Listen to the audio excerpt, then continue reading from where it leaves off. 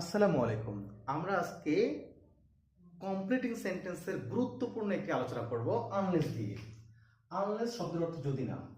যদি না দিয়ে যদি আমার পরীক্ষায় এরকম ইনকমপ্লিট একটা বাক্য আসে, এটাকে কমপ্লিট করতে বলে, তাহলে সহজ সিস্টেম কি? সহজ সিস্টেমটা হলো যে আনলেস ইউ ওয়ার্ক হার্ড, যে করে একটা আসতে পারে আনলেস দিয়ে। তাহলে এই অংশটুকু হবে এর অর্থের সাথে মিল রেখে।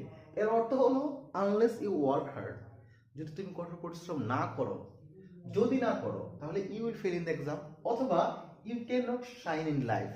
কিন্তু এটা মাথায় রাখতে হবে, আনলেস যুক্ত অংশে নট ইউজ করা যাবে না। আনলেস যুক্ত অংশে নট ইউজ করা যাবে না।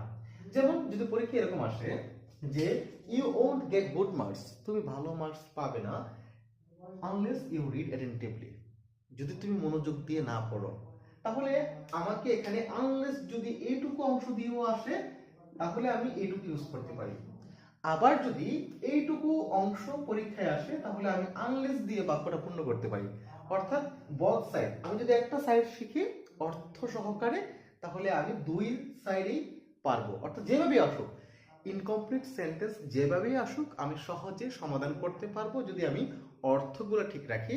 আর এখানে আরেকটা বিষয় খেয়াল রাখতে হবে, আনলেস শব্দ দিয়ে যদি আসে সেই ক্ষেত্রে আমাকে সাবজেক্টের পরে ম্যাক্সিমাম ক্ষেত্রে ফেল অথবা মিস অথবা will not, can not, may not, এই শব্দগুলো ম্যাক্সিমাম সময়ে ইউজ করতে হয়।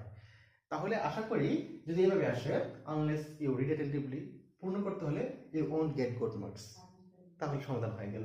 আবার এভাবে আসলে unless you work hard you will fail in the exam, you can not shine in life, you can not prosper in life, অনেকটা ইউজ করা যায়, অনেকগুলো বাক্য ইউজ করা যায়।